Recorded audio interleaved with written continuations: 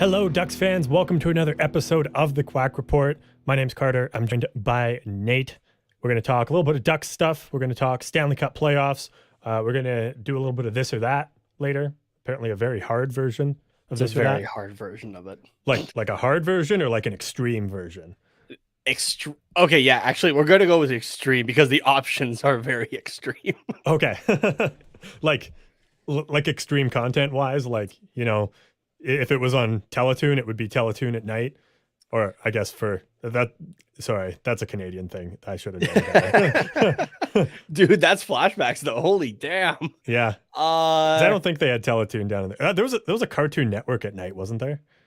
Yeah, I guess that would have been kind of like your Teletoon stuff, I guess. Yeah. Yeah, I think that would have been actually. Yeah. I just can't remember what it was called when it was like. It definitely could be kind of Teletoon or Cartoon Network at night type stuff, potentially. I mean, Okay. it kind of depends, I guess. Like yeah, it could lean that way, I guess, depending. So okay, sounds good. I don't know why I went straight to like, you know, Cartoon Networks, but I literally have no idea what the question is. So if it's like about like animated shows, then that's hilarious. But yeah, no, it's not. But I could easily see these being turned into animated shows. I'd be interested in it. Let's put it that way. Okay, sounds good. So this is our pitch to Cartoon Network or Nickelodeon or whoever's listening. Yeah, we'll do the this or that part, and then we'll make a pitch on the show, on that show specifically. Sounds good. Sounds good. One could be like a reality show, and the other one could be, yeah, like a cartoon or something like that. Yeah, we Like could totally make this work. Like a Family Guy type of cartoon, like an adult animation. Yeah, potentially. Gotcha. Or maybe. Oh no, actually, I was gonna give it away. Yeah, we'll stick with that for now. Okay, sure. We got some people in the chat dropping a hey Rainiel, good to see you again. Quack from Lauren, how's it going? And Richie from the Sporty Show. Richie? Cartoon Network, home to classics like Dexter's Lab. Oh my it's been god, yes, hot minute since I've seen that show. That's a throwback. What else was on Cartoon Network? Was Johnny Test a Canadian thing only? It as far as I know, it can't be a Canadian thing only. I loved that show. Yeah, was Johnny Bravo a Cartoon Network one as well? Yes, it was. I also remember Courage the Cowardly Dog. Yeah, that was. Yeah. Courage the Cowardly Dog. Was Cat Dog a Cartoon Network thing too? Pretty sure it was. Yeah. I'm trying to think of like anything that because like in Canada, even if it was on Teletoon, right, it still showed up with like the Cartoon Network thing at the end of it. Yeah. Yeah, I'm trying to think what else. Powerpuff Girls was definitely on there. Samurai Jack. Yeah, I'm trying to think like just some of those classics. But yeah, for some reason Johnny Test is the one that just popped into my head right away. So. Richie says Johnny Test was the totally shit. Was. Yeah, totally was. That was good. So yeah, obviously they had it down in the States then. Yeah. So yeah, I think they're still like making episodes of that show. The animation's a little bit weird, but is it? Oh, interesting. Yeah, I tried to watch one like a couple of years ago, and I honestly don't remember it. It wasn't very memorable. But yeah, at least the old episodes were awesome. Yeah. Okay, I'm just searching up Cartoon Network classics here. Yeah, this is how we're gonna start the show. Yeah, this is how we're starting it here. A little bit of a throwback to the 90s. Since it was, okay, 30 years ago. Top 20 Cartoon Network TV shows of all time. Oh yeah, the original Teen Titans. Okay, yeah. I don't know if you remember watching that one. Yeah, there's Dexter's Lab, Ed, and Eddie. Oh yeah. Oh my god, I forgot about that show, Foster's Home for Imaginary Friends. I didn't really watch it, but like I just remember that visual, like that visual. My mouse is dying. Yeah, Powerpuff Girls. Oh, I love me some Powerpuff Girls. Codename Kids Next Door. Oh yeah, now we're getting into the good ones. Is this list like in any particular order? I don't think it is. No, I'm just going through it anyway. Okay. Courage the Cowardly Dog. Yeah, we said that one. Adventure Time was Cartoon Network. I never really got into it, but I had friends that were. Yeah. Yeah, there's Samurai Jack.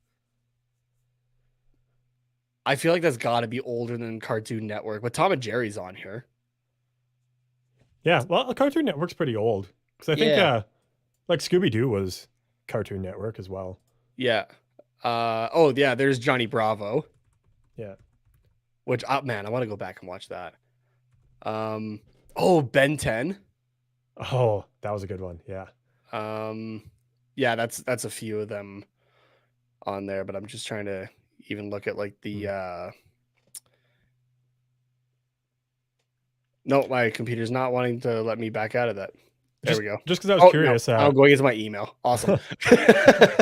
Cartoon Network launched October 1st of 1992. So coming up on 30 years. Oh, okay. Yeah. Yeah, I guess it probably would have had some of those shows there for sure. So I don't know what was before Cartoon Network, but for shows like Scooby-Doo and Tom and Jerry, but yeah, they definitely picked those ones up. So I'm just trying to see like even like what I remember off of here. But yeah, I definitely say like those are the bigger ones for sure.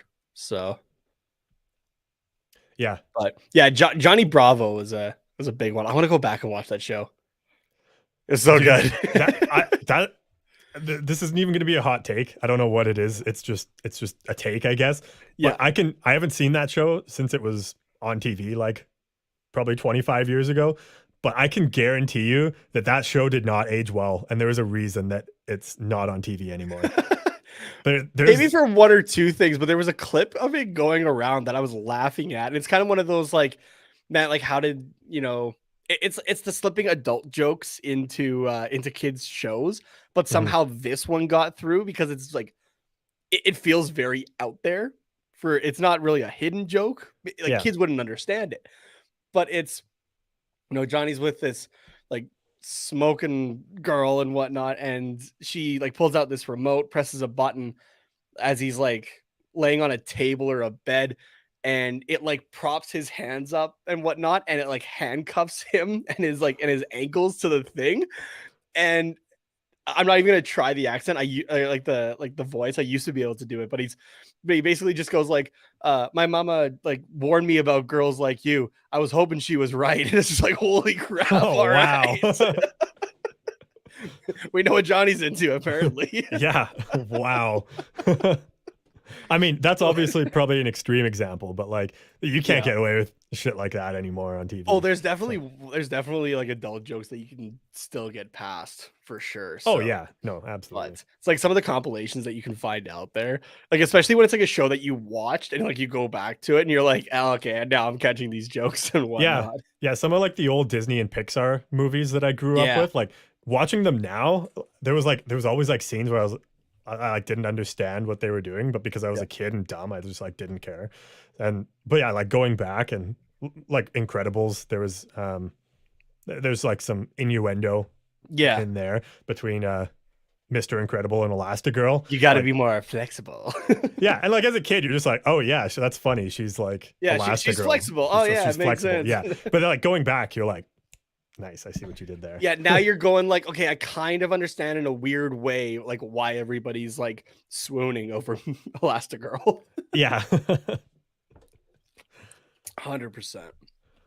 But well, that was a nice walk down memory lane. Yeah, there. It was a good start. Yeah. It feels like it's been forever. Like honestly, the last like week has just dragged for me, so it feels like it's been a month since the last episode we did. I can't wait until we actually have like a couple of weeks between episodes and whatnot, and just to see how horrible I am at this. I'm just gonna forget how to do this. It's weird during the season doing 2 episodes a week. It's like you know, like you just on like this constant stream. Like this cycle is because like we're working on clips like throughout like between episodes to like keep content out there during the season, and there's games going on, and like it's just super busy. And now when it's like playoffs and we just do 1 a week, it's like, oh man, last time we did an episode was like, I don't know, 2 weeks ago, 3 weeks ago. Oh no, it was 7 days ago. Yeah, like, exactly. And there's just like less hockey on, and like we're not like, you know, pushing the social media as much. So it's like, it's very like pedal on the floor and then just like pop the car in neutral and just like rolling along. Yeah, exactly. So it's going oh man, I don't even remember. Okay, what was the hill that you would have to go down, I guess, that like past now this is gonna sound odd to people who aren't from our hometown, passes the graveyard, greenhouse, and skateboard park. What hill was that called again? I don't even remember. But that was one, I don't unless you know. had power steering, that you could just throw it in neutral and just goes down it. Yeah, I know which one you're talking about. I honestly don't know. I described it Yeah, as like the I forget hill what it's by called. the skate park and the graveyard. Like that's Yeah. what it is. So, and it's not even a very full graveyard. Like I think it's like a World War I graveyard. There's only like a few headstones in there. Mhm. Like maybe 20. Like it's not many. But yeah, then you continue down. There's I think it's a greenhouse there, and then there's the skate park. Mhm. So Yeah. Marcus is actually sorry. Let's get to Richie's first because it's kind of more about what we were talking about. yeah, Podcasting. It's like riding a it bike. really is, honestly. Yeah, once you get going, Yeah. then you're going. And then Marcus here says, "Okay, this is so random. But what a bunch of dog crap that Miss Marvel show looks. It comes out Friday. Is that right? No, the first episode came out today. Actually, I Oh, haven't really? gotten a Okay. chance to sit down and watch it yet. I haven't even gotten a chance to sit down and watch the new episode of Kenobi. That'll be as soon as we're done here. I'm Yeah. parking my ass on the couch and I'm watching that. So after that last episode, I'm not going to spoil anything, but after that last episode, I am hyped for the rest of this series. Mhm. And but yeah, no, I haven't seen anything, like watched anything for Miss Marvel yet. I'm Yeah. interested in it though. Yeah. I literally know nothing about it, but Yeah, or like I've seen nothing about it besides that it exists. yeah. But I thought I saw that it was because all the other Marvel shows have been rated like TV 14, and I thought I Mm. saw this one was like the whatever the step down is. You probably know. I actually don't even know what the You're not TV sure? Okay. ratings are offhand. So Oh no, that's apparently not the case. TV PG is the one oh step yeah. down, but apparently they took that away and gave it TV 14. Okay. Oh, okay. So I Yeah, thought it maybe makes like sense. they were kind of going more like this is going to be more aimed at kids sort of thing. But I guess maybe not. Yeah. Marvel's another thing, I guess, that does, like the innuendos is some of the jokes that like the older crowd will understand, but not so much the little kids, but it's still made for little kids Yeah. in a way. So, Mhm. but Oh, here we go. Richie's actually seen it so far. It looks like first episode is out today, and I liked it a lot. Iman Vellani, I think I'm saying that right, is terrific as Kamala. Cool. cool. I'm gonna take Richie's word for it though. We got pretty similar minds. Yeah, for sure. Yeah, way back in the day when The Mandalorian was coming out, we had him on for a couple episodes to talk about that. Which also season 3 of that comes out in February, I think, and I am hyped for that too. I was like, There's damn, that's soon, but I was like, oh no, that's like Yeah. 9 months away. But there is like some other Star Wars content coming out before that. Like there's gonna be Yeah. season 2 of the Bad Batch, which I'm really interested in. And there was something else as well, like a kind of a TV show in the meantime. Maybe it's Andor, but yeah, no, I'm excited. There's a lot of cool stuff coming our way. So Yeah, absolutely. I just need more time to be able to sit down and watch it all. Yeah, that's the struggle. Yeah, exactly. Okay, I'm starting to see we've got a few hockey related comments that I've starred for now. So I think now might be a good time to get into the hockey conversation, and then we'll get to some of these comments as well. So don't go anywhere, guys. Yeah, into the hockey talk.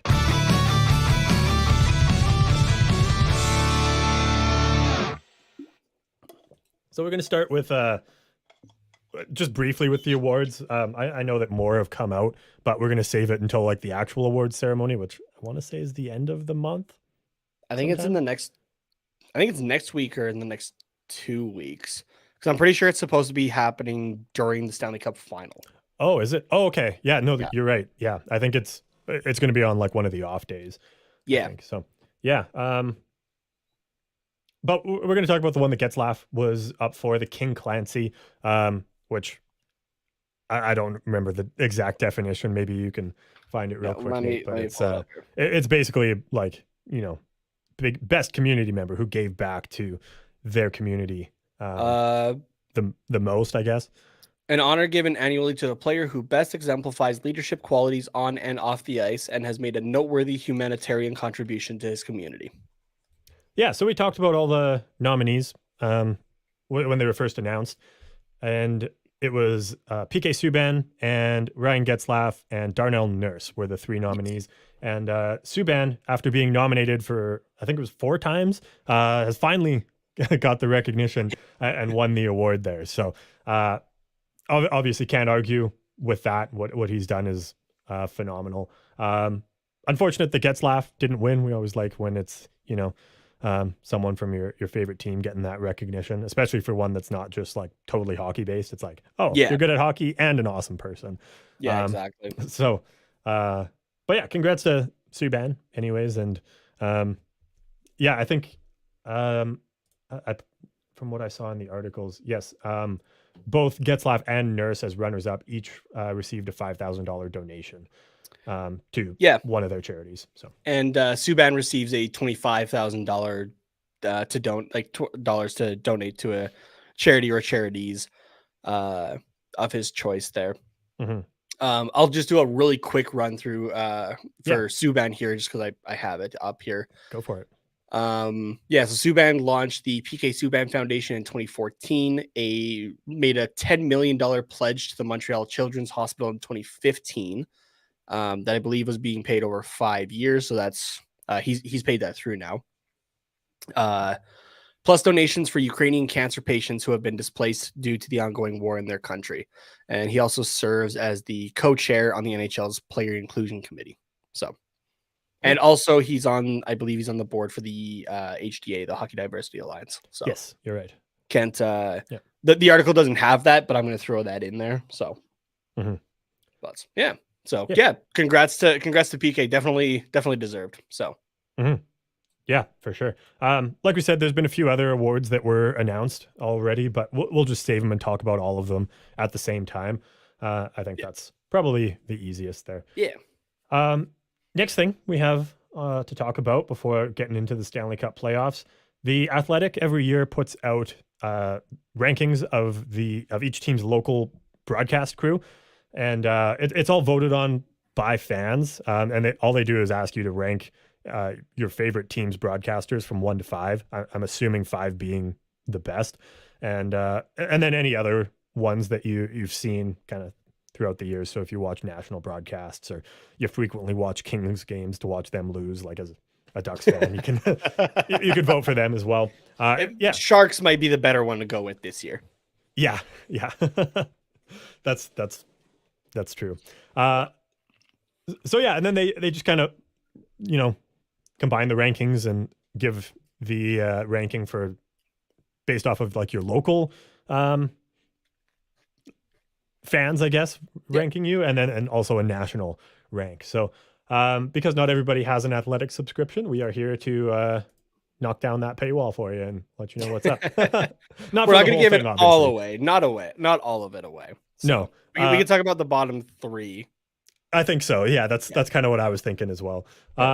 So obviously, if we're just talking about the bottom 3, it's not looking good for the Ducks here, but the Ducks ranked 31 out of 32 in this. I think they said they about 5,000 people, just over 5,000 people participated in the survey. So yeah, not great. It's good, but yeah, not great that the Ducks are 31 out of 32 there with John and Brian. And actually, in terms of local ranking, they are dead last at 32. So local fans don't actually really like John Allers and Brian Hayward, which I personally find surprising. Like, are they the best commentary crew? I don't think so, but I don't think they're the worst either. I was reading through the comments because they do share some of them, and I do understand it, and I do agree with it to a point here. They have in here, Hayward is incredibly biased, although he has improved a lot in recent years, one Anaheim fan wrote. I would rather hear objective analysis than have him pumping the tires of our players, whether they're doing well or not. And I feel like that's something that we try to do here, at least. So I do kind of agree with that, though, right? Like, there is a lot of, having watched as many games as we did this season, at least from my perspective, there were a few times where I'm like, okay, but he's not doing great right now. Like, why are we talking about him like this here? So, I do agree with it, definitely to an extent. Don't get me wrong. I like a touch of homerism I would definitely be open to more objective analysis, though, as this fan specifically here wants. But the one part here, though, that I definitely agree with, it says, while the Ducks had one of the NHL's most exciting stories and players this season in Trevor Zegras, the lack of enthusiasm around him from the broadcast booth was notable for viewers. I do agree with that, because I went back and watched the it would have been the first Michigan goal that he scored against Montreal, right?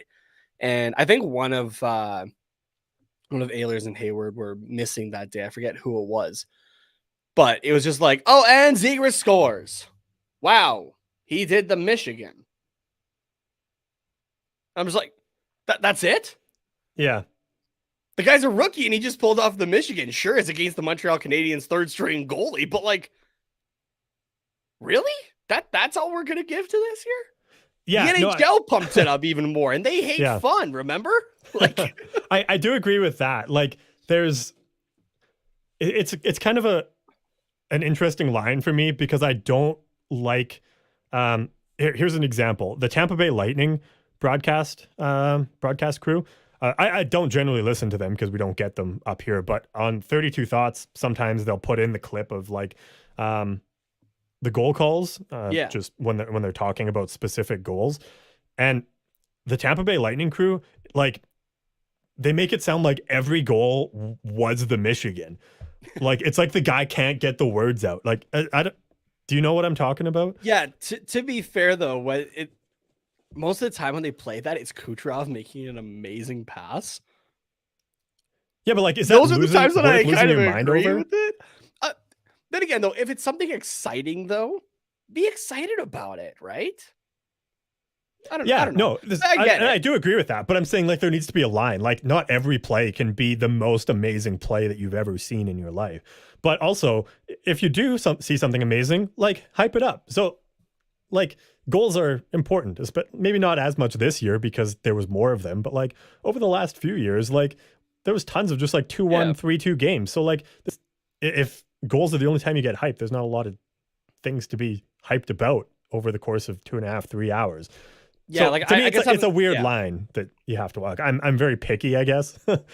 Maybe that's all it is. But I feel like if we took like Ehlers and Hayward, and you combine them, you took the middle ground between them and like Mexican soccer announcers. Yeah. Then you got like the perfect amount of excited, right? Yeah. For like your usual goal. Let's put it that way. I would agree with that for sure. So yeah. The one that I like is too much discussion of heart and grit. Way too much. Yeah. I mean, when it kind of goes with like the, they're pumping their tires when they maybe shouldn't be in that kind of thing. I do agree with that. Yeah, I think it's a hard line though, because like the Ducks aren't the biggest market. So like, if you're just a casual fan and you're like, oh, I'll just throw on a hockey game and see what's going on. For a market like this, the commentators need to, I think, be as positive as possible. They can't just be like, oh my God, look at how bad this player's doing, or look at how shit this game is. Because if you're just casually throwing on the game, like, I think it's hard for us to understand, because no matter how the game's going, we're going to watch it. But not everyone. It's kind of our job. Yeah.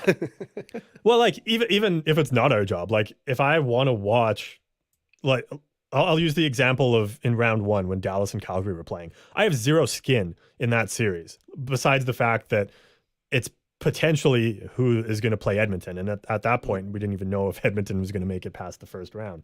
Yeah. So I had like no skin in that. But I tuned in to watch that because I was like, well, this is going to be exciting hockey. And yeah, I want the Flames to lose, obviously. But if it was a bad game, I was still going to watch it because I wanted to know if something exciting was going to happen. Like, is Chuck going to get his nose broken by John Klingberg? Who knows?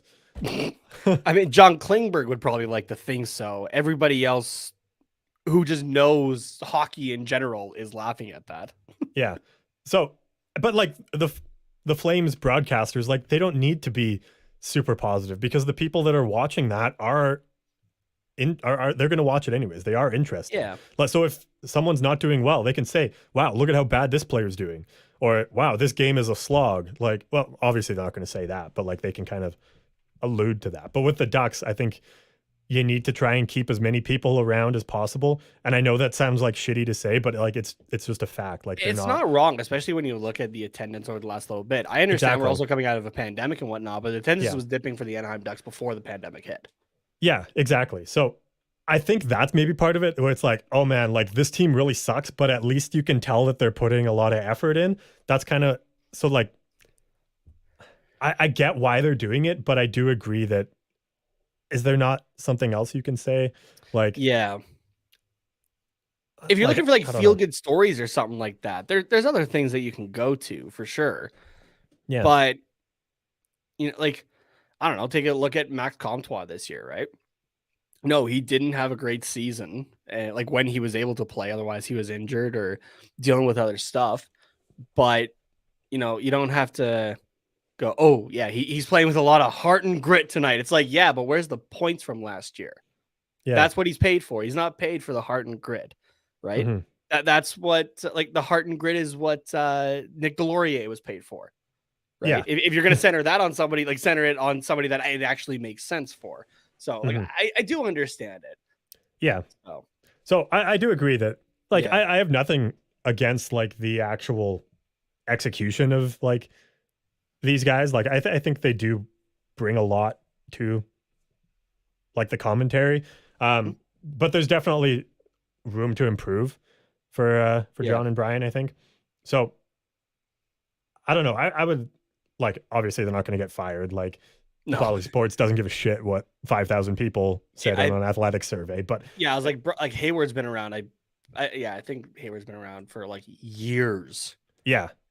Like, I mean, obviously they predate doing Ducks broadcasts, so like us doing this show kind of thing. But like, like going back and watching old clips and whatnot, like you recognize the voices and stuff like that. And yeah, they go back years. So yeah.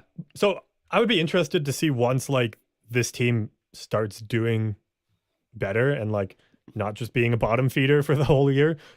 I think they start doing better and then they're going to start picking out like, hey, this guy's actually doing shit. Yeah, exactly. Because they'll have the balance of like, oh, look at how great Trevor Zegras and Troy Terry are doing. Why is Max Comtois just like water skiing off these two? Like he's just okay. Now I'm going to throw this out here as an example. Sorry. For about 2 weeks at least, if I'm remembering this season correctly. It was about that. Yeah. The Ducks held the first spot in the Pacific Division. Yeah. So we should have been seeing some of that. Yeah, and I honestly don't remember. Yeah. I don't remember it either. Like how they were. I really don't know. As far as I can recall, it was the same whether they were top of the division or bottom of the division. We literally saw both ends of the spectrum of both ends of the standings where the Ducks could be, and everything was the same otherwise. So like I enjoy the commentary, don't get me wrong, but I'm also not looking at the Ducks being this low and saying that's incorrect. Yeah, that's fair. So, but yeah, I mean, like the reasons that they gave it makes sense. It's just not like, it's not where I would put them if I was doing this list. Obviously, I don't know because like I don't watch every team's broadcasters. So yeah. So I was surprised, but like at the same time, I'm not. You know. Now, okay, sorry. Do you have anything else that you want to say about the Ducks one specifically? No, I'm good. Okay, because I'm kind of laughing at the two teams on either side of the Ducks in 30th and 32nd spot. Now, everybody would assume, and even the Athletic article here says that, you know, they expected the Bruins to finish last in the rankings since that's where they've been in like previous years. Yeah. But they actually improved, and it was we'll get back to the Bruins, don't get me wrong.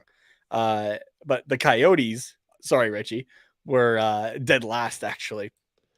Ranking 31st for local ranking and 31st for national ranking. And it looks like at least that Tyson Nash's comments with the Anaheim Ducks and Trevor Zegras and the skilling it up and everything like that, which if you want to go show that you're skilling it up, head to tqrshop.myspreadshop.com. We got a t-shirt for that shit. But yeah, like that kind of stuff. And the comment here of generally pretty fun, but they have such an old school hockey mindset that gets really annoying. Yeah. I understand it. Now, for any Canadian listeners here, I might have some pull out the pitchforks. I might have some agree with me. That's honestly how I felt about Don Cherry as well before he got pulled off the air. I was like I grew up with Don Cherry as well, right? Like I had the Rock'em Sock'ems and everything like that. I enjoyed watching those, and like I enjoyed Don, but like as I grew up and got more into the sport, right? Like analytically and everything like that too, it kind of got to a point where I was just like, I don't have that same like, oh, I got to stay here for the first intermission to listen to Don Cherry anymore, right? It wasn't the same.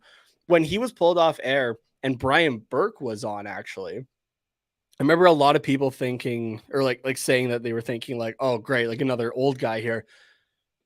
I really enjoyed Brian Burke on the broadcast because yes, it was an older guy, but you know what? He was like just removed from the game at that point, right? And he's now back in it as the president for the Pittsburgh Penguins. But he's like he was the old guy, but he understood today's game, right? And followed it and backed it up and everything like that. So I enjoyed having Brian Burke on there. And him with David Amber was awesome. Yeah, so for sure. Yeah, 100%. I agree with that. So, yeah, I think the Coyotes would probably be a little bit higher if not for that whole debacle, because I think very few people sided with, sorry, I should say very few people outside of the Coyotes fan base sided with Nash here. And I can't speak for Coyotes fans, but from what I gathered, even like a lot of Coyotes fans were like that's a bad take. That's a bad take, Nash. So and from somebody who's outside of the Arizona, fan base and and target audience shits on the Coyotes. Not frequently shits on. They're going back to the Kachinas, the best thing that the Coyotes have done in the last 15 years. Let's put it that way. Anytime we talk about the Coyotes, you'll like say something bad about them and then be like, but they do have the nicest jerseys in the NHL. They do. That's it. They do. That's it. It's like I don't even know like how to I usually am pretty good about coming up with metaphors that I'd like to think, but like, and I can't come up with one this time, but like that's the only nice thing I've heard you say about the Coyotes over the last couple of years. Yeah, sure. Yeah. I mean, they showed us that Wayne Gretzky isn't the great one at everything. Yeah. Yeah. Sure. That could be a positive thing, right? Everybody's got flaws. The Arizona Coyotes helped show that Wayne Gretzky is not a great hockey coach, but you know what? I've actually enjoyed him on the TNT broadcasts. He's pretty good for that, actually. Where was I going? Oh yeah, right. Being outside the Coyotes kind of fan base and whatnot, I honestly didn't know who the hell Tyson Nash was until he started making those comments during that Ducks game. Yeah, me too. I think a lot of people didn't. Yeah. But now it was one thing to say those comments, right?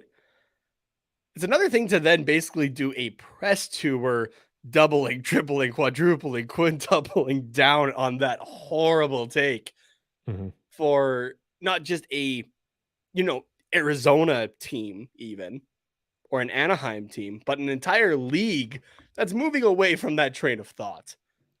You want to talk about like keeping viewers and like bringing in new viewers and that kind of thing? That's not the way to do it whatsoever. Yeah. That's not the way to do it at all. Yeah, no, I agree 100%. So yeah. Now, so not surprising, like in hindsight, about who was at number 32. And I think if not for that incident, Anaheim is easily 32nd. Yeah. Now, to go to the Bruins, there's one sentence here that really just sums up the entire Bruins broadcast, not just for this year, but for many years past. Yeah. Who are 30th overall, in case we haven't said that. You either hate it or you're a Bruins fan who loves it. Yeah. Because it is, Jack Edwards is such a homer that he almost has yellow skin, a cartoon comb over and works at the power plant type Homer. Like, like it's honestly so bad. And as soon as it's like, oh, like listen to the commentator here, and I see a Bruins jersey on like the clip image or whatever. I'm like, what did Jack Edwards say this time? Yeah, right. And you want to talk about bad takes, man? That guy said some bad takes. Yeah, absolutely.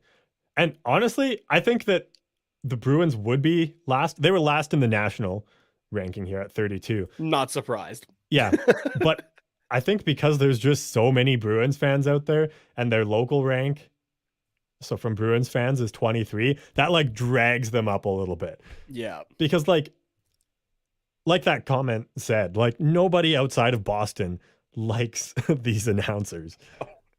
Specifically Jack Edwards, yeah. Yeah. So, yeah, I think it sucks that the Ducks are sandwiched in between old guy bad takes in well, actually two old guys with bad takes, and Jack Edwards and Tyson Nash. Like it's like bad take and just mediocre. Bad take. Yeah, bad take, bad take. That's it. That's all. There's apparently a Tumblr account. Things Jack Edwards has said. No way. I just give me the first one that comes up. It's an entire paragraph. Oh, okay. Give me the first one that comes up that's like a reasonable length.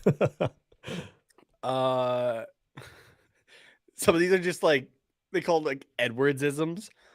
He was doing an outstanding impression of a painted turtle. What? What does that mean? Some of these I want the context, some of these I don't. Numbers taken, memories long, nastiness aplenty. No, sorry. One more time. Numbers taken, memories long, nastiness aplenty. Yeah. On a Bruins Canadiens game from 2011. Okay. Like at least that one makes like I can figure out what he's talking about there. It's a stupid way to say it, but okay, here you go. This brings out the homerism a little bit here. So Yoni Pikkinen, I guess, there was a dive in 2011. Pikkinen with a pathetic dive, but the refs aren't buying it. I can't think of any other who's talking about like pathetic yada yada, right? Yeah. Like that's yeah. I don't know. I'm just gonna see what I'm just gonna yeah. I don't know, like some of these are just like oh man, like you just like look at them and you're like it's just like cringy and like you just want to groan at it. Yeah, cringiness is the best way actually to describe Jack Edwards. Cringy. Yeah. I know what you mean. Where he says that, and you're just like, oh, like why? Like, oh, that's bad. Some of like the Ray Ferraro lines from the NHL games are like that too, where like they say that, and I'm like, why did somebody write that, or like why did Ray Ferraro say that? Luckily, Ray Ferraro is one of those guys where it's like it's badly recorded for the video games, but he's good in real life. I love Ray Ferraro. There's only one World Juniors, I think it was 2 years ago, that there was one take that he had that I was like, that's not it, Ray. Yeah. But everything else I enjoy of him. He was on this list. I kind of browsed through it this morning because over the Leafs broadcast for TSN. I just forget where they ranked.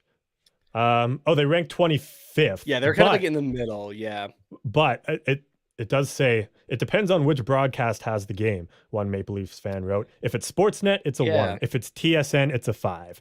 Another one says TSN is a 4, Sportsnet is a 2, average it out to a 3. So it seems like if it was just Ray and Gord Miller is the play-by-play guy on that one. If it was just them, they would probably be like near the top of the league. It sounds like. Yeah. So to really sum up that really quickly, they were kind of the comments were TSN felt more like a local broadcast, whereas Sportsnet felt like it was constantly pandering to a national audience. Which makes I understand sense. That. Yeah, it makes sense. I would agree with, for how few Leaf games I watch, I would agree with that 100%. Yeah.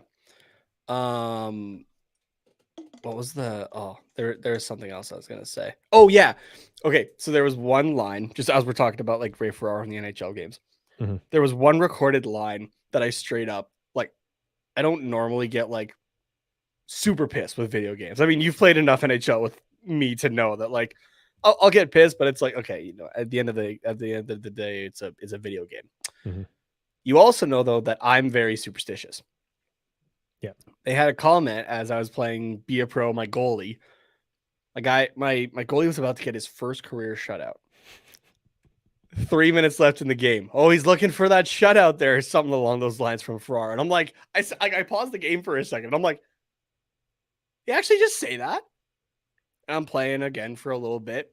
30 seconds left. I get scored on. And I chucked my controller. I was like, what the fuck was that? Like, I could get putting that in if it was like if it wasn't like a Be a Pro, it was just like a drop-in game or whatever. But when somebody is actively controlling the goalie, why would you put that in? Like, oh man, that had to have been on purpose, honestly. And I know I made a tweet about it. It was like forever ago. Like this was like 2017, I think. Let me see if I can find it though. Actually, okay. How long is this going to take you? Do you want me to take a break for it? Yeah, we can take a break. Okay, sounds good. Yeah, on the other side of the break, we'll get to the couple rounds of the Stanley Cup playoffs, the conference finals.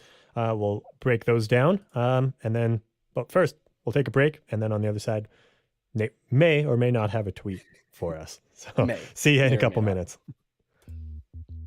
Hockey fans, the pursuit for the Stanley Cup is on, and DraftKings Sportsbook, an official sports betting partner of the NHL, has an unbelievable offer for the most exciting playoffs in sports. New customers can bet just $5 on any team to win and get $100 in free bets no matter what, win or lose. Looking to turn a small bet into a big payday during playoffs? With DraftKings same-game parlays, you can do just that. Create your own parlay by combining multiple bets, like which team will win, how many goals will be scored, and more. It's your shot at an even bigger payout. DraftKings is safe, secure, and reliable, and best of all, you can deposit and withdraw your cash whenever you want. So, what are you waiting for? Download the DraftKings Sportsbook app now, use the promo code THPN, bet just $5 on any NHL team to win, and get $100 in free bets no matter what. Again, that's code THPN, as in the Hockey Podcast Network, only at DraftKings Sportsbook, an official sports betting partner of the NHL. Minimum age and eligibility restrictions apply. See show notes for details.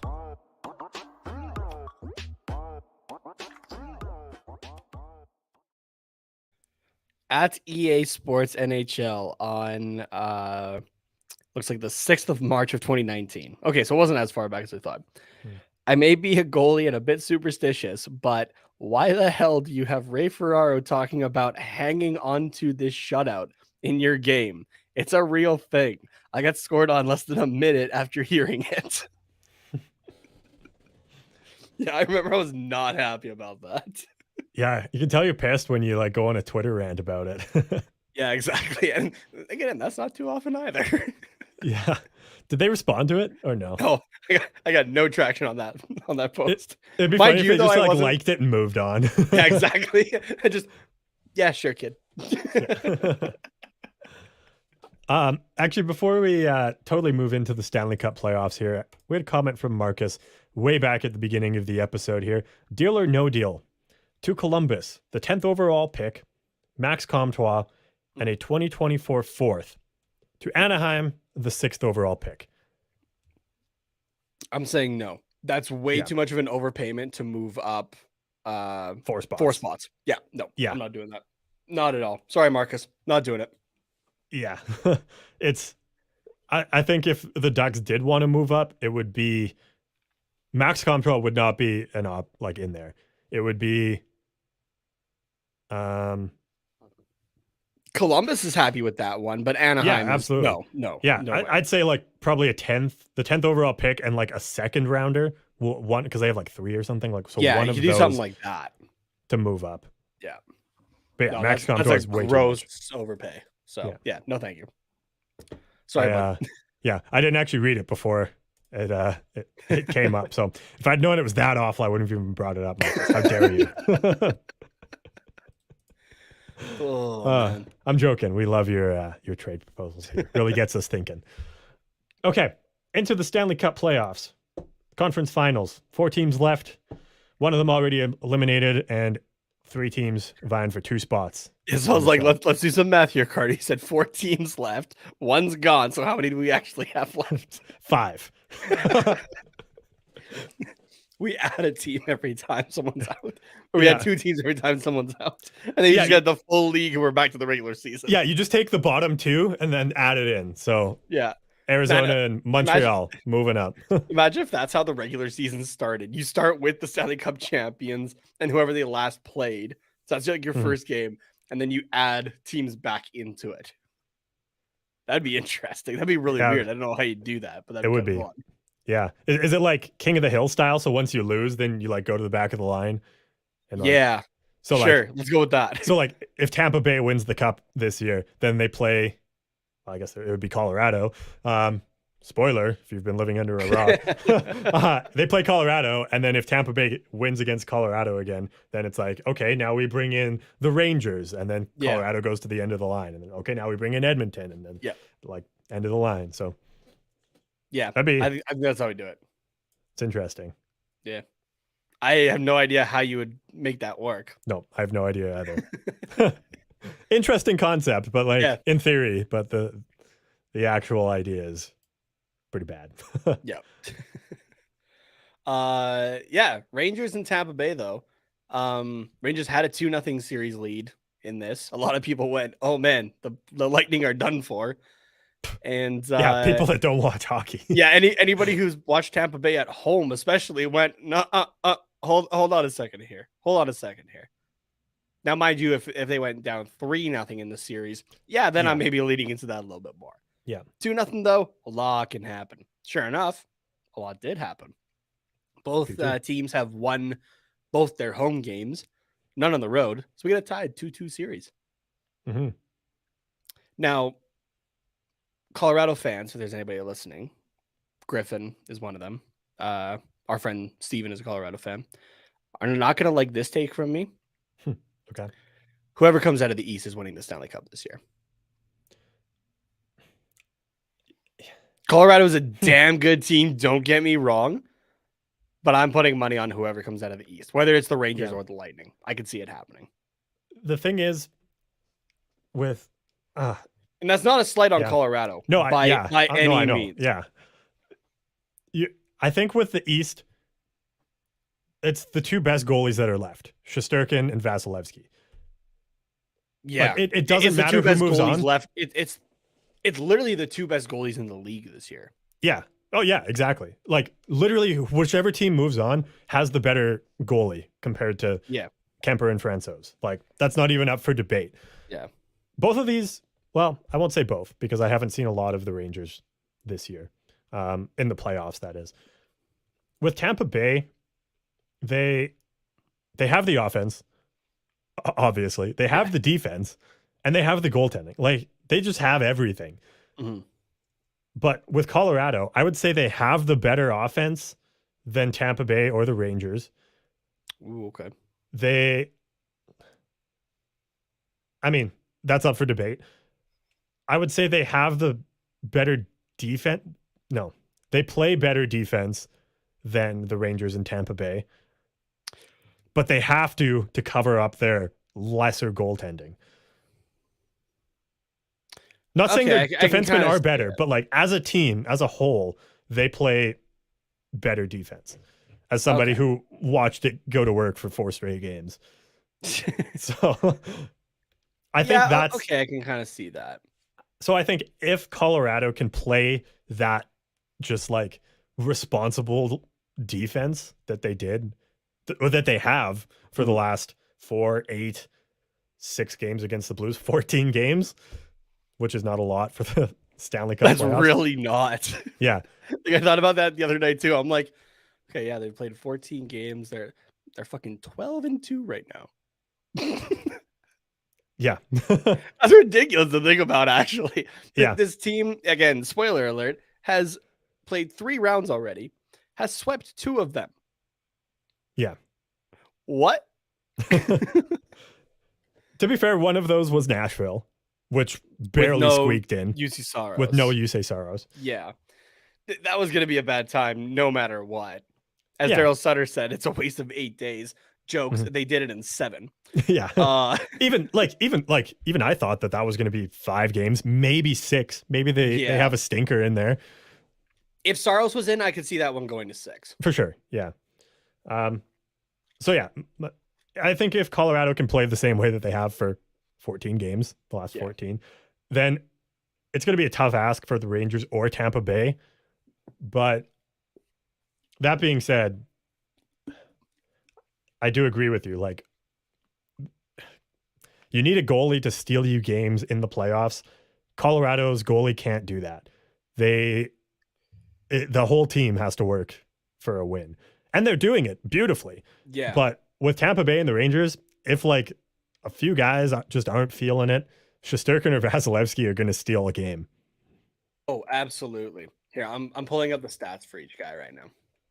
Yeah, sure. Just for the playoffs or for the whole year? Just for the playoffs. Yeah, because it's insane. I haven't looked at them, but I just know it's going to be disgusting. In the best way possible. Yeah, exactly.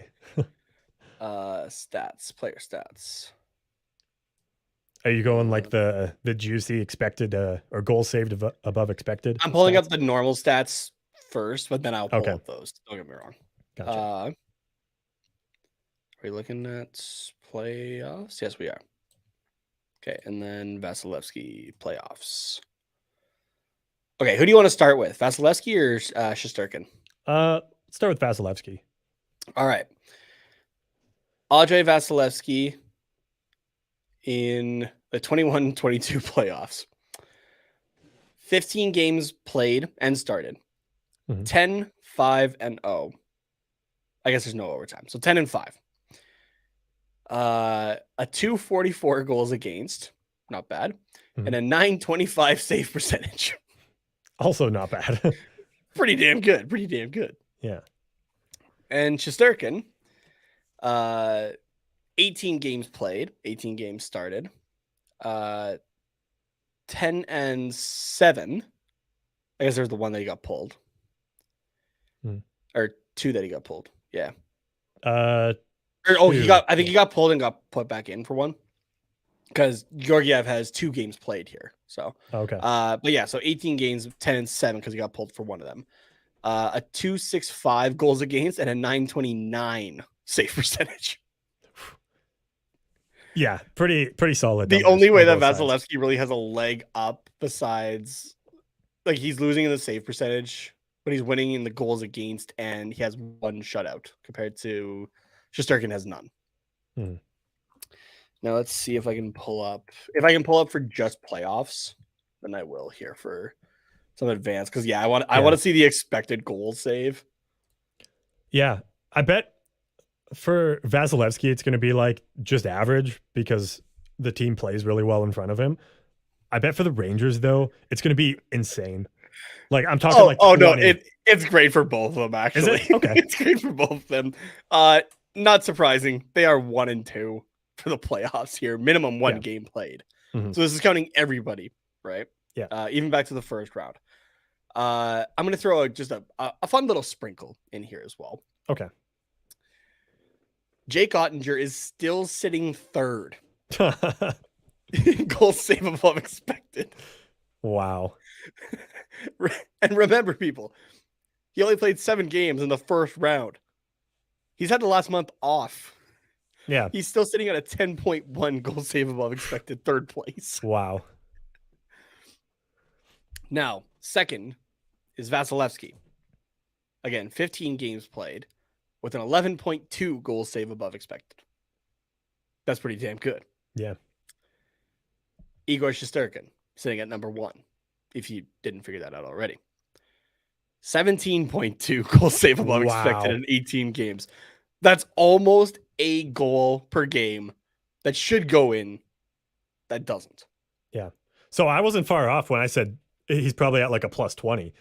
Yeah, you were. Yeah, you weren't far off. His goal Wow. save above expected per 60 is a 0.97.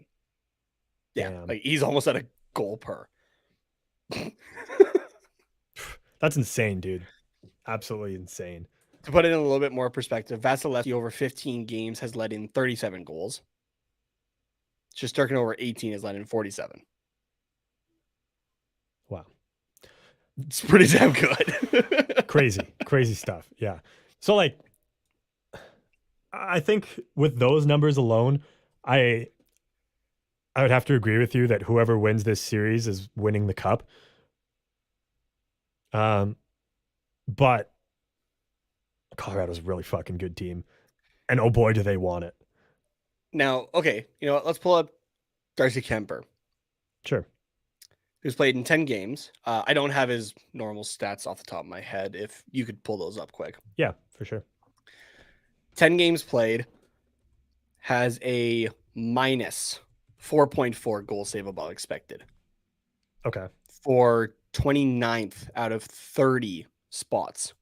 30 Ooh. goaltenders have played so far in this year's playoffs, That's a lot. and he's sitting 29th. And again, that's minimum one game played. So that's every goalie that has played these playoffs. Yeah. So in the playoffs this year, 10 games played, a 6-2 record. He was pulled twice, I guess, or left the game. Yeah, once, I don't think and it was pulled. I think he just. I guess it was both injuries. Yeah. Yeah, Oh, both so, were his eye. Yeah. yeah. So 6-2 record, 2.65 goals against average, and a 0.897 save percentage. There you go. Pavel Francouz, because he's obviously played a few, 6 games played, 6-0 record, 2.86 goals against average, and a 0.906 with one shot put in there. He's sitting at a flat 0 goal save above expected. So That he's makes just right sense where to me. he's just like right where you should be, pretty much. Yeah. So Yeah, he's makes saving what sense. he should save. He's not what he probably won't. So Yeah. So subpar goaltending for Colorado, but they've still managed to only play 14 games in the playoffs, which I think speaks a lot to their defense and their team as a whole. Cale Makar, dude. He's insane. Like I'd obviously seen Cale Makar play before, but I hadn't seen him and watched him closely for 4 straight games. I don't know how much of this series, the Oilers one you lost. Sorry, for people that aren't really following the Stanley Cup playoffs, Oilers got swept 4-0 by Colorado in pretty embarrassing fashion, dominant fashion by the Avalanche. Credit to them. But yeah, Cale Makar was fucking beast mode. Did you watch much of the series or? I did try to tune in for what I could. Now, obviously you watched it though. I wouldn't call it dominating fashion. You look at it's a sweep, you would assume that. Only one of those games was not a 1-goal game though. Am I correct in that? Yeah. If you take out empty netters. So it is closer, I would say then. Yes, in terms of the score, the Oilers made things happen, but Colorado controlled pretty much every minute of all 4 games. Mm-hmm. It was like, even in game 4, the Oilers were leading 3-1 by the end of the second period. And I knew, well, I didn't know, but I had a very strong feeling that this game wasn't going to end 3-1. And it could potentially go to overtime. And it did. And Oilers lost. But whenever I'm going to back up to the Calgary series because I know you watched that, and a lot of listeners tuned in for us doing the watch along, so would have watched those games as well. In that series, when Calgary got a lead, Edmonton battled back to close the gap most times. When Edmonton got the lead, Calgary couldn't really battle back. Is that fair to say? Yeah. Just in general. Yeah, I think so. When in this series, when Colorado got the lead, it was game over. Edmonton could try, but they would like kind of get close to tying it. But they had to put like literally everything they possibly could onto the ice just to like get shots on net. Not even like good quality shots. When Edmonton got the lead, like they just didn't touch the puck. Like Colorado was just like, no, this is mine, and we're gonna hold on to it until we tie this game. Yeah, like it was. I can't describe it besides the fact that they were just like, we are winning this series, and there's nothing whether you like it or not. Yeah, yeah. And Edmonton was like, they tried their best, like, and not like good job, little Timmy. Here's a participation ribbon. You did well. Like it was like, no, we also gave everything we had. It's good job, Mikey. You tried. Yeah. Like Colorado just, man, especially Cale Makar, like they just do everything so well. Okay, now I want to bring up one thing really quickly, and then I have a question for you. Okay. They're related, but they're not related. Okay, go for it. Just a reminder to everybody that Cale Makar is a 23-year-old defenseman who currently has 22 points in 14 games in the playoffs. Yeah, defenseman in the playoffs, 23 years old. And is sitting just south of a 10% shooting percentage. Damn. That's not bad. Yeah, it's pretty good. I do just want to bring up this comment from Lauren. Again, just right off the top, so I don't even know if she's still around, but I was thrilled the Oilers were eliminated. I bet. I know how much you hate them. I was less than thrilled. Okay, and what's your question? And sorry, okay, one more thing here. Just because I'm looking at Cale Makar's numbers, and it's fucking hilarious. In like, not laughing at Edmonton kind of thing, but like, how the hell is this even possible? So he's got all those points, and it's pretty standard, I guess, for top line defensemen to be playing like at least half the game, right? Or about there. But I mean, he did do it against Edmonton. Game 1, 27-16. Game 2, 25-54, which is the lowest of the series. Game 3, 29-57. Game 4, 29-03. Wow. There was one play that I saw that was, McDavid pulling his signature. I'm going to streak down the right side, be able to get around the defender and tuck it in far, right? Yeah. And he tried to do that on Cale Makar, and Cale Makar kept up with him backwards. Yeah. There's Connor McDavid. That's not human.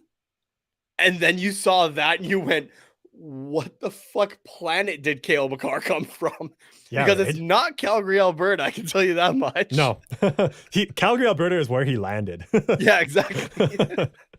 That's where he landed. There's some barn outside of town. It's probably at Daryl Sutter's house in Viking. Let's be honest here. There's some spaceship there still from Krypton. Hey, there's one in Vulcan, Alberta. Maybe that's the one he came in on. Maybe, yeah, with all the Star Trek and William Shatner, yeah. Yeah, it's not a replica of the Starship Enterprise. It is the Starship Enterprise, and Cale Makar arrived on it. Yeah, exactly. But oh man, that's just still ridiculous. In my opinion, like taking a look at that, I'm like, holy crap. So what was your question for me? Or did you just want to talk about Cale Makar? No, I did want to talk about Cale Makar, but okay. How do I word this question? Without hurting my feelings? No, without...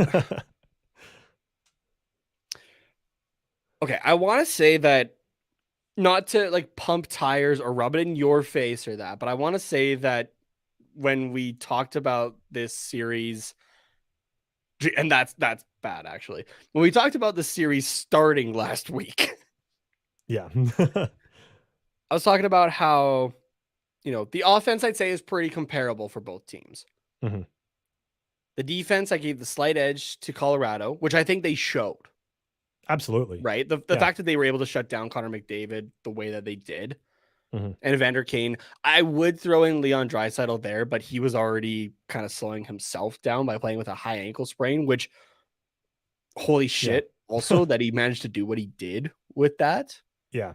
Which also apparently was all the way back to the game against Anaheim. So LA, you mean? No, it was against Anaheim. Oh, really? It's what came out, yeah. Oh, like 2 months ago. Wow. So as our friend Chris CJK Chell put it, on Twitter. Anaheim just helping another Oilers elimination. uh, so I gave the slight edge to Colorado, and again, I think they showed it. Mm-hmm. I said goaltending was going to be the thing, and it wasn't who was going to be better. It's what Mike Smith you were going to get on a given night. Do you think Mike Smith was a large? He was definitely, I would think, part of the reason, but you could also pick out a lot of reasons as to why, the series went as it did for Edmonton. Mm-hmm. Was Mike Smith a large part as to why the Oilers had this result, I guess, in this third round? Before I answer your question, I just want to say Mike Smith is one of a kind. He is we are never going to get a goaltender in the NHL ever again like Mike Smith. Will stop everything that he shouldn't and let in everything that he shouldn't. Exactly. So, this series, I think, perfectly sums up Mike Smith, because a lot of times when you talk about goalies, you can say, oh, like this game would have been 9-0 and it instead of 4-0 if not for this goaltender. Mm-hmm. Or and like all the crazy saves they made, or like, man, like if we even just got average goaltending, this game would have been winnable. We probably would have won 3-2 instead of like losing like 11-3 or whatever. But with Mike Smith, you get both in the same game. Because there was times where I was like when it was like, say, tied at zeros or 1-1, I was like, man, Oilers are not doing anything. Mike Smith is the reason this game is not like 7-1 by the end of the first period. Mm-hmm.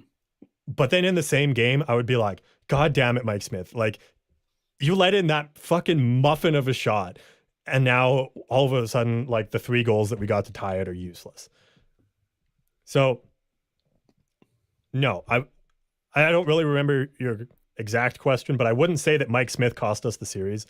I wouldn't say that it's a large factor in like how the series went. Is that kind of how you worded it? Yeah. Was he a large part in the reason that they lost the way that they did? Not just that they lost. Okay. But just the way that they lost. Because if I remember correctly, I was trying to find the tweet that said it. I thought I had a screen capture of it. But if I remember correctly, the Oilers are the first team in NHL history to be swept, scoring 5+ goals in each game. But they did score. Oh, and that they did score. Yeah. Because I was like, well, we lost one. Yeah, well, there's one shutout, I believe. Was there not a 4-0? There was a 4-0. I'm just trying to pull up the games here. Game 3 was 4-2. Okay, maybe I'm wrong then. Yeah, I think on that exact stat, but there was one that was like, you read that and you're like, how the hell is that possible? And it kind of took me back to there was a quote from Connor McDavid saying like, you shouldn't be losing games that you're scoring 4+ goals, and he's not wrong. McDavid said that. Jay Woodcroft, the head coach, said that. Even Mike Smith said that. So he like owned up to his mistakes there. I was gonna say, which is like gold coming from Mike. It's like, dude, they're getting past you. Yeah. But look, I'm going to take out the 4-0 game just because in this series it's kind of an outlier, I would say. So game 1 was 8-6, game 3 was 4-2, and game 4 was 6-5. I think in every one of those games, you can pick out 1, maybe even 2 goals that Smith let in, where you're like, if he saves that, we win this game, because then it's, say, 6-6 going to overtime, or, it's still 2-2, probably going to overtime, or Oilers had the momentum, or it's 5-4 and we don't have to go to overtime. Mm-hmm. So I think in those 3 games, there's 1 or 2 that you could pick that out. But I think you could also do the same and be like, this is not a save that Mike Smith should have made. Like, it was a 2-on-1 that was played horribly, or like, I don't know, Evan Bouchard, like, tried to clear the puck right up the middle, and it was a tape-to-tape pass to Nathan McKinnon, and Smith made a glove save. I don't know if that actually happened, but like something like that, right? So I think for every goal that there was like a Mike Smith should have saved that, there's also one that Mike Smith shouldn't have saved that. So again, I think to actually answer your question, no, I don't think Mike Smith was a factor in why Edmonton lost the way that they did. Okay. Do you want to hear his goal save above expected? Sure. Yeah. 1.9. Positive 1.9? Yeah. Okay. That makes sense. Yeah. It would probably be up near, well, I don't know. I was going to say up near Ottinger numbers, but he was like plus 10. So Mike Smith sits eighth out of 30. okay. The guy ahead of him was who he played in the first round, Jonathan Quick at 2.3. Can you, because I know that Smith's best series was against the Kings, with what you're looking at, can you take out the Kings games? I don't think so. Okay. That's fine. This I is was just just curious. Yeah. Just for playoffs, it looks like. Okay. Yeah. No, that's fine. So, but you know what? I do want to take a look at specifically 5-on-5. oh, sure.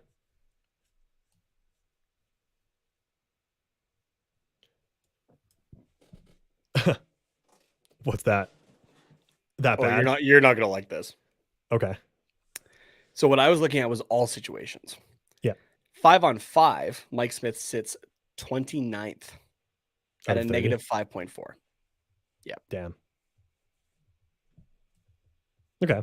Yeah. I mean, yeah, you can look at 5-on-5, but power plays and penalty kills are still part of the game, right? And like, yep, huge momentum swings. Do you want those breakdowns then? Because there's 5-on-4 and 4-on-5. Sure. I can give you those too. Yeah. Theoretically, they should all add up to the same numbers, right? So. Yeah, it's like weird averages to get. I forget how exactly it's calculated. Oh, okay. Yeah. Okay, so 5-on-4. Actually, no, that's still relevant. I think it's power plays because you can definitely give up stuff. There was a few power plays in the Colorado series that looked like Avalanche power plays, not penalty okay, kills, so. 5-on-4. So man up. Mhm. Smith was exactly 0. Okay. Straight across. Now on the penalty kill.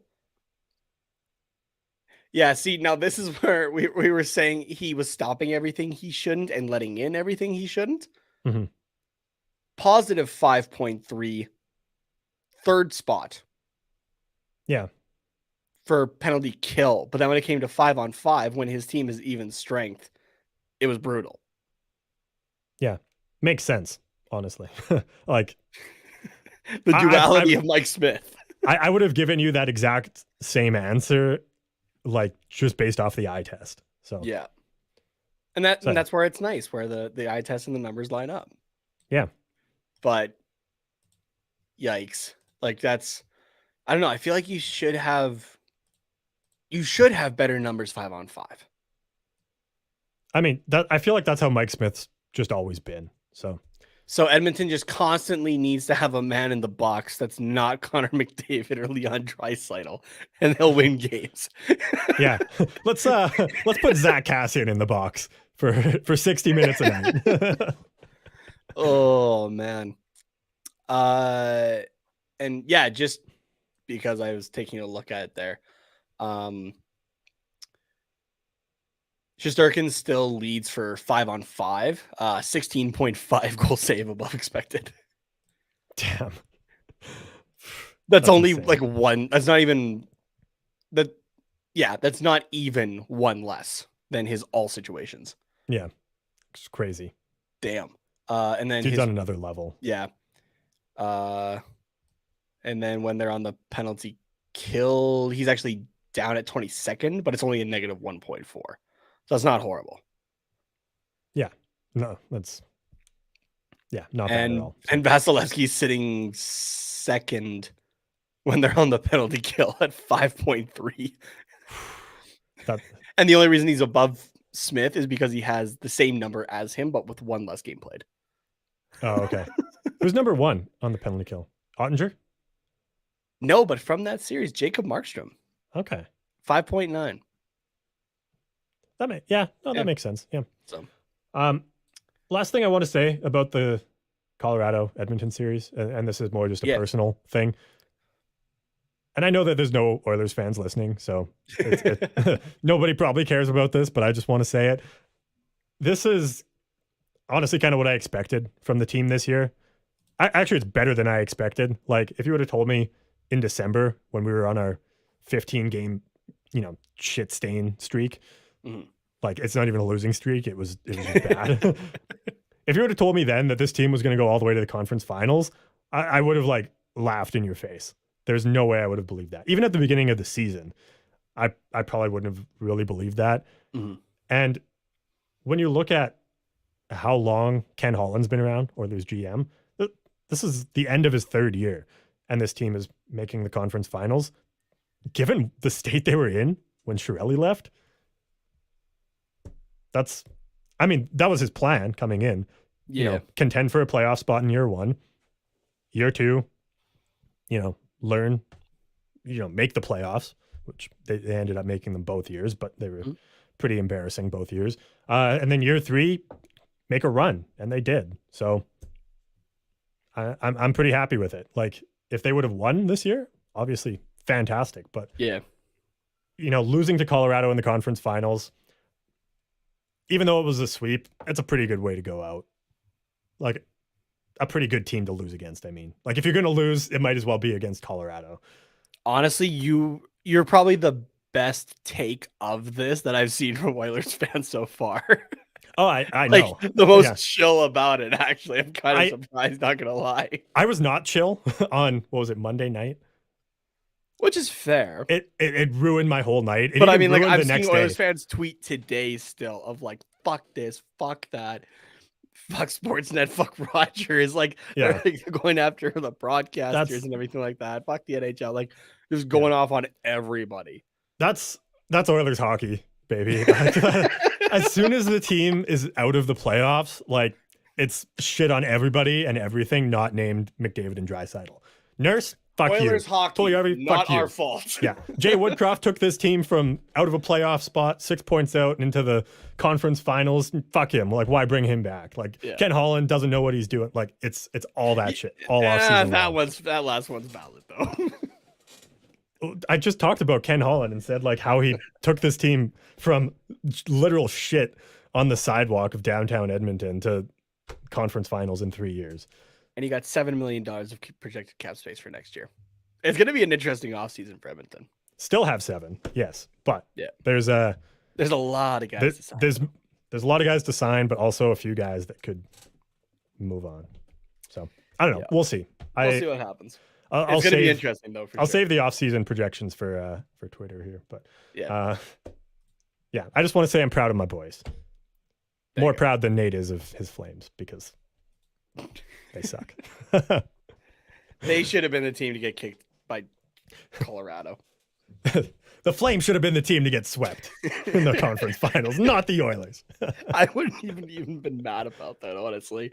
If Colorado played them the exact same way, I honestly would have been just like, yeah, you know what? It was like everybody thought it was going to be Colorado, Calgary in the Western Conference Final anyway. They shut us down. Yeah, whatever. Yeah, honestly, I would have been less upset about that. Yeah, that's kind of the boat that I'm in too. But instead, I'm like, well, Edmonton wasn't even really supposed to be here. They were supposed to lose to Calgary. So yeah, that's fine. Quick break and then the hard question. Yeah, sure. Lauren, I see your question. It's I was going to bring it up, so we'll leave that for just after the break here. Oh yeah, so I think it could be we can make it quick. Yeah. We'll see you in about 30 seconds here.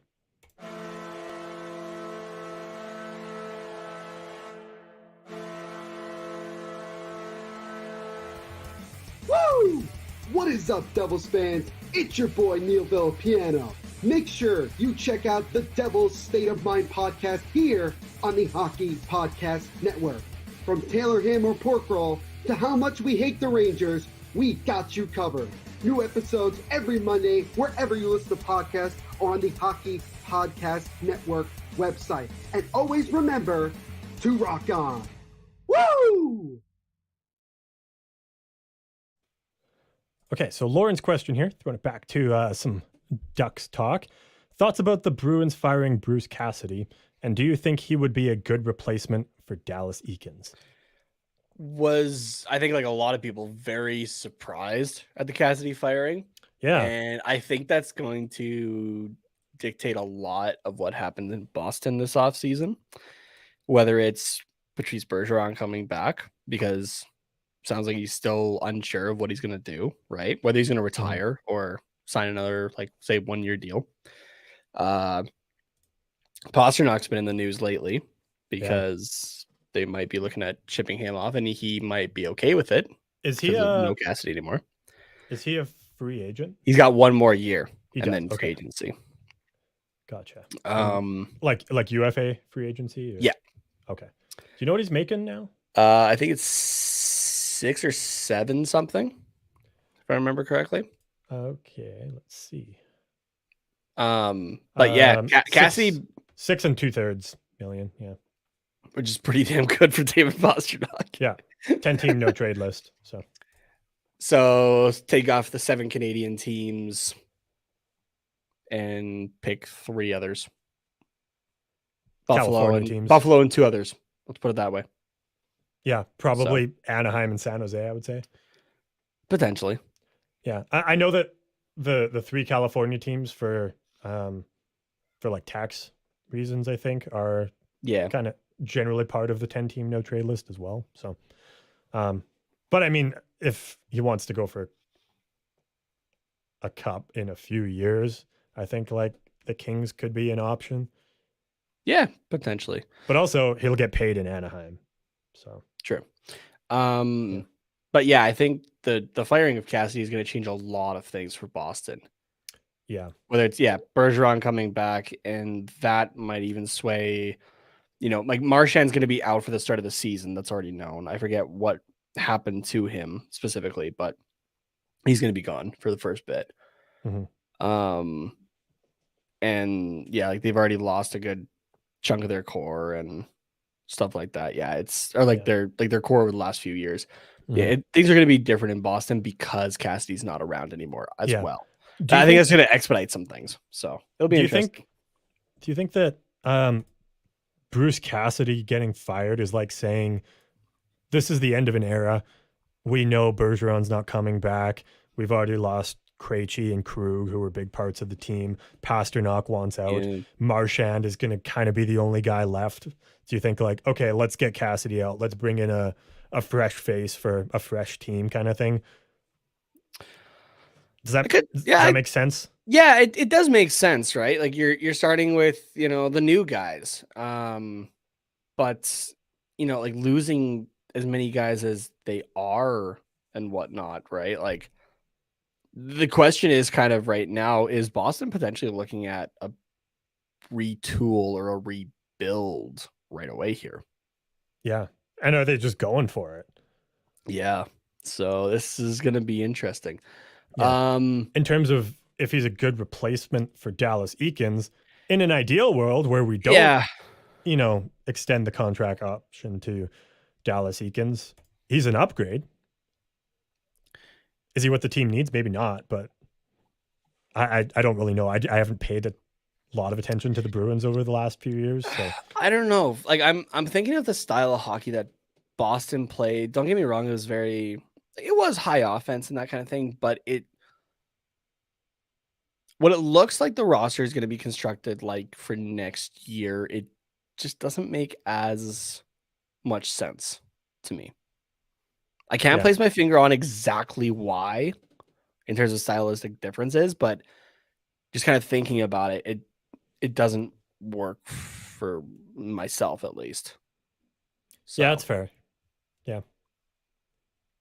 Yeah, I don't know. Like I said, I can't really say. I don't know a ton about Bruce Cassidy, and like I said, I haven't really watched the Bruins much over the last few years either. So I don't know. But I mean, while he's been there, I guess they haven't really gone deep in the playoffs. So maybe he's more of your regular season type coach than your playoff coach, which the Ducks do need a regular season coach, not a playoff coach. Well, they need a coach. Yeah. Really, but so yeah, I don't know. I think there's better options out there, but obviously it depends on where these guys actually want to go, right? So, Mm-hmm.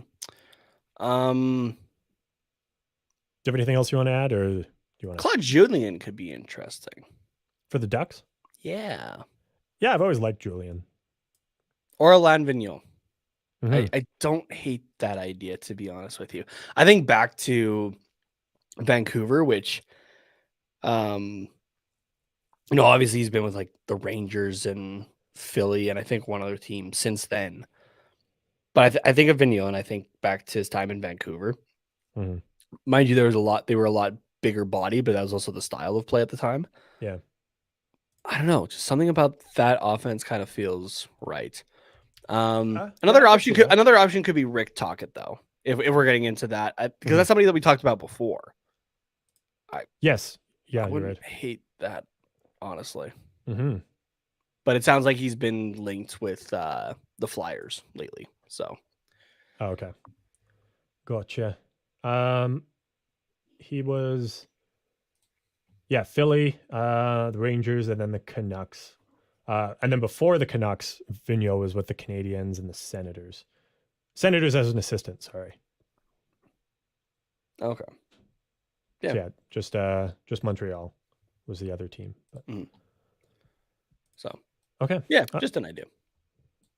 Now, shall we get into what's quacking? Yes. 'Cause I'm curious. Yes, let's do it. It's been like an hour and a half. Well, hour 20 minutes since we last talked about it, and I want to know Yeah. what it is. All right, Carter. So this or that question. Okay. Would you rather fight an orangutan with a sword? The orangutan has a sword, not you have a sword. Okay. Fight an orangutan with a sword once a year, or fight a chicken every time you get into your car. Wow. That is a question. We got a lot to unpack here. Okay. Let's start with the orangutan with a sword. Now, okay, I'm gonna put some stipulation on that one at least. Okay. I would imagine that the orangutan's not trained in the Yeah. sword, Mhm. but It's just a psychopath with a sharp object. Orangutans are fucking strong as hell. I think it's like their strength is like 7 times like your average human or something like that. It's ridiculous. Mhm. Let's just imagine that he's just like swinging happily kind of thing. Yeah. You gotta defend that. Let's take a step back for a second. And we know how chickens can get. Do I want to, if the question was, do I want to fight an orangutan without a sword once a year or fight a chicken every time you get in your car? I still probably wouldn't want to fight the orangutan very much. Right? Like, it would still be scary. Then you give it a sword too. Like, how do you even prepare for that? Okay, I've got a question. If I picked the orangutan with a sword option, would I fight the orangutan the next day or that day, or would it be 1 year from now? You have to fight the orangutan with a sword, so you have a year to, prepare and game plan what you're going to do, and maybe, do a little bit of training. Let's say the first fight is today. It's like within an hour of deciding. Okay. But then you get another year. So it's scheduled on it's scheduled on every June 9th or something like that. Gotcha. If we were to decide, or I guess June 8th. Yeah, today's June 8th. Yeah. So let's think of it this way. An orangutan without a sword could kill me. If it got a hold of both of my arms, I'm like a Christmas cracker. That's it. I'm done. It's an orange Wookiee. He just goes, nope. Yeah, exactly. You put a sword in that thing's hand. Like, I don't like my chances. If I made it out of year 1, then okay, then I know what to do for every other year. And it's 1 day a year where I got to fight an orangutan. No big deal. Yeah. Now, just just to let you know here, the average weight and height of a male orangutan is 4'5", but 191 pounds. Okay. So they're smaller than I thought. Still, that's a lot. But okay. So I think we've unpacked that one and determined that I don't want to do that. Fighting a chicken every time you get in your car. Is the chicken in the same spot every time? Like, is it in the passenger or is it like in the driver's seat waiting for me? So as soon as I open the door, it's like coming for me and I got to like box that shit just to get in my car? I think or is it like in a different spot? Like sometimes it's on the passenger seat. Sometimes it's like by the pedals. Other times it's like got a knife and it's like in the back seat waiting for you. I'm going to say it's in a different spot every time and it doesn't attack you until you're seated. Okay. So it's not as soon as you open the door. It's as soon as you get in the car. So you are confined. Okay. When does the chicken get in? Is it like as soon as I get out of my... The chicken's in before you're in. Yeah. Okay. The chicken's there waiting for you. So let's say I pick this option. Tomorrow morning when I'm leaving for work, there's a chicken in my car. Yeah. And I fight it and I win. And then I go to work and then I come back. Well, I would have to fight another chicken on the way home, but yeah, we'll say I beat that one too. Oh no. Okay. No, sorry. Let me back up. Fight a chicken in the morning, win, drive to work. Work day's over. Yeah. When in my work day does the chicken, quote, spawn in my car? Is it like as I'm leaving to go to work, it's like a chicken just like sneaks up behind me and hops into the car to wait all day? Or is it like, oh, Carter's heading towards his car. Boom, chicken in there. We'll go with like instant spawn as soon as you open the door to get in. So okay. It's a fresh chicken ready to go and fuck your day up. Fresh chicken that's real confused, like how the hell did I get here and who are you? Okay. Yeah, pretty much. Because I was thinking like in the summertime. That chicken is blackout drunk and just came to when he sees you and goes, fuck that dude. Okay. Because I was thinking like in the summertime, I have a black car that just, sits on the driveway outside. Like that just means I get free roast chicken like every day. No, this chicken is ready to go. Okay. To try to kick your ass. I like if the question was, would you rather fight an orangutan or a chicken? I'm picking the chicken. I can take a chicken over an orangutan. They're nasty buggers. I know, but like, is a chicken going to kill me? Probably not. Like, as soon as it gets close enough to me, I can grab that thing and snap its neck. Or at least I can like hold it and like, I don't know, spike it on the ground or something. Well, I mean, I'm in my car, but so it's not going to be a fun time, but also if I know the chicken is going to be there, wait, can I bring props into this? And by props, I mean knives. Or like spiky gloves. Yeah, I guess this is the case where like it's gonna be there. So sure. Yeah. Okay. So in that case, I would just like, show up with like a stick or something every day. So I would have something to like stun the chicken and then, get it out of the car. Or I guess I don't have to kill it. Sorry, PETA, if you're listening. I could just like grab it, open the door and throw it out of the car. So, and then, after I'd say probably a week, you got it down to a science. Get in, smack the chicken, roll down the window, toss the chicken out the car, roll up the window again. Like, yeah, you got a system. But with an orangutan, it's hard to build a system when it's only once a year. Yeah. So I think I got to go with fighting it, as inconvenient as it is, at least at first. I think I got to go with fighting a chicken every time you get in your car. And also, that would just be good for the environment, because then I'd be like, oh, you know what I really want right now? I want a Slurpee. I'm going to drive to the store. Wait, no, I don't want to get in my car. Like, it's not worth it to fight this chicken just to drive the 5 minutes to the store, get out, get the Slurpee, and then have to fight another one for my way back. Mm-hmm. So I would like ride a bike or walk or just wouldn't go, which would be good for my bank account too. So either way, I think there's benefits to that. Like, it's kind of a, do you really need to go and drive somewhere right now, or like, could it wait? I'm going to throw a curveball at you here. Okay. What if there's an emergency? Do you really want to deal with that fucking chicken? That's a good point. Is it every time I get in my car, the car that is registered in my name, or is it any time I get into any car? It says your car, but I'm going to assume that anytime you get in a car. Even as a passenger, or if like I am getting in this car to drive? Yeah, because I feel like that's a workaround. Okay. Just anytime you get into a car, you have to fight a chicken. There's gonna be a lot of pissed people that it's like a lot of pissed Uber drivers where I get into the back of someone's Uber and they're like, dude, you can't bring a chicken in here. And it's like, I didn't. I just gotta like fight this thing. Just like start driving and I'll get it out. Don't worry. So you're fighting the chicken? I think I gotta pick the chicken because like I said, it's not gonna kill me, but it is gonna suck. So you're right. It does suck for emergency situations, but I think death by orangutan sucks a little bit more. All right, fair enough.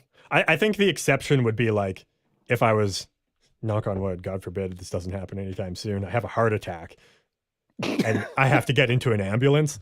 I don't think that should count because like the chicken gives you a secondary heart attack or something. Yeah. But I mean, I guess in that case, the EMTs would probably take the chicken. They'd be like, what's this chicken doing here? Get the fuck out. I wouldn't have to fight the chicken. Yeah. So. Okay. All right. So you're going with fighting the chicken. Yeah. What would you go with? All right. So just to let everybody know, we got summer content. We're going to have Carter versus chicken.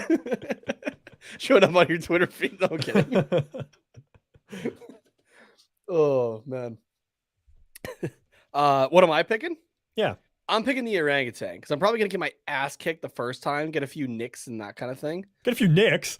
Dude, you could like lose an eye or a leg or worse, your penis. Yeah, but you know what? Then I get a whole year to think about that. What if you don't make it? What if you don't make it out of the first year? You're going in blind, like you said, an hour from now. You've got to go and fight an orangutan with a sword. Do you even know what that looks like? It's terrifying, I'm sure. Yeah. But so like you can't plan. It's not like you can call up somebody and be like, hey, you fought an orangutan with a sword before, right? Yeah. You got any tips for me? Like, no, you can't. You just got to do it. Now, first, I'm taller than the average orangutan. So that's actually a positive for me for once. I'm actually taller than something. Mm-hmm. I also outweigh the thing. I may not be able to out-muscle it necessarily, because like I said, it's about 7 times the strength. But I outweigh it. All I got to do is just find that moment, get past the sword, and just getting lay close. on the thing. Yeah, and lay on the thing. High risk, high reward here. But you know what? If I go out swinging, pun intended, you know how badass it's going to be actually in the afterlife to be like, I got taken out by an orangutan with a sword. Some like samurai jack shit. Yeah. I don't know. I'm just thinking like those, like they got a reach on them, don't they? Orangutans? Yeah. What's the arm? What's the arms? Like the wingspan. Arm length. Yeah. What's the wingspan on an orangutan? Orangutan. New Google search. Arm span of an orangutan. Over 7 feet from fingertip to fingertip. Oh boy! Plus, you put a sword onto that. Even if you say it's like a small 1 foot sword, that's 8 feet. So you're starting at minimum 8 feet away from this orangutan, and it swings at you. And before it can swing at you again, you think you can run 8 feet and tackle it? But before mind you, it can do anything? The thing probably isn't doing it like fencing, where it's doing it like with its wrists, right? It's probably wildly swinging. Yeah, you exactly. Bring 7+ feet back across. You got time. I'm taking the orangutan. I think you're losing it. I think you're losing the head pretty quickly. Like it swings across, and then you move forward, and then it comes back, and that's it. You're done. Dude, I'm not risking my eyes, all my clothes, and everything like that just to get into a car to go to work every day. You could get like a suit, like a beekeeper type of suit. Get in your car, fight the I chicken, don't take think it off. those are cut resistant. Well, I don't know. I said like a beekeeper suit. I don't got the money for Kevlar. Like, I don't know. I'm going with the orangutan. It's once a year I got to deal with that thing. If I don't make it, then you know what? I never got to deal with it again. And I got a badass story in the afterlife if there's such a thing. Yeah. If my answer would change if the orangutan was like, say, at a random point in the year or like at the end of the year, like in a year. Because I'm like, okay, then I can prepare a little bit. But if it's like an hour, I'm going to spend that entire hour just shitting my pants. But that's just for the first one. Then you have the year. But I don't think that personally I could make it past the first one. Like, there's a lot of animals I think I could take. And an orangutan's not one of them. With a sword. An orangutan with even without the sword, like I said, I don't like my odds. But yeah, with the sword, that's it. I'm done. Fair enough. I'm assuming he's like pissed off because like, oh yeah, this is a pissed off orangutan. Somebody took his pissed off chicken. Yeah, somebody took his food away, and I'm like suspect number one. Yeah. So I'm still going with the orangutan. No, that's fair. Yeah. See you in 40 years when the chickens finally get me. Like I said, I just won't drive. If it was my house, like every time I walked into my house, I'd be like, well, fuck. Give me you wouldn't be able to live anywhere. Yeah, exactly. Give me the orangutan and just end it quickly. Like, yeah. But car, I could deal. Honestly, I'd move to Europe and just take the bus everywhere or the train or just walk. You got to deal with it in the bus too. Yeah, but then I got like 40 other people to help me take care of this chicken because no one else wants the chicken there. So, oh man, yeah, I don't know. All right. There's loopholes to like make the chicken manageable. Yeah. I think with the orangutan, there's no way out of it. The 11 secret spices from KFC.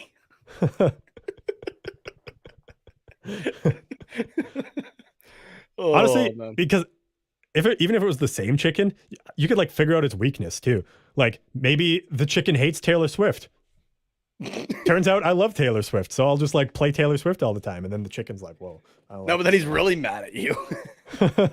Or they're like scared of Taylor Swift, you know? Because like, I think if my chicken would be scared of Taylor Swift. It's I don't completely unrealistic, but here I am. Yeah, I don't know, man. Also, sorry, this is a totally other random thing about chickens. Have you ever seen like when someone's holding a chicken and they can move the body, but the head stays? Well, the head stays spot? Yeah, stays motion. Yeah. That's weird. Get that shit out of here, man. That belongs in a horror movie. It's got a better gyroscope than my phone does. Yeah, right. Oh man. All right. Well, I think that's a good place to end it. I think that's good. We were looking at this and it's like, man, we got 3 things to talk about here. Like, there's no reason this should be more than an hour. We're at an hour and 45 minutes.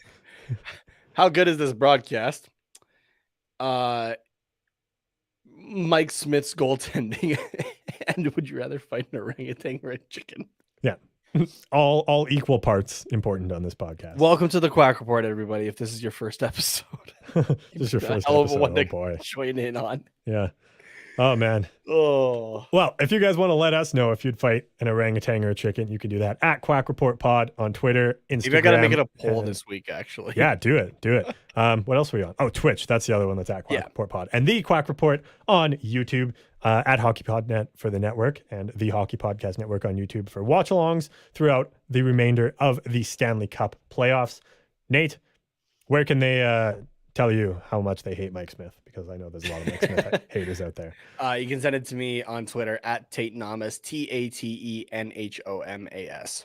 And you can keep your Mike Smith slander out of my DMs. But if you want to just like chat, Carter_Potts, POTTS_97 on Twitter is where you can do that. Thank you guys very much for tuning in. We'll see you next week.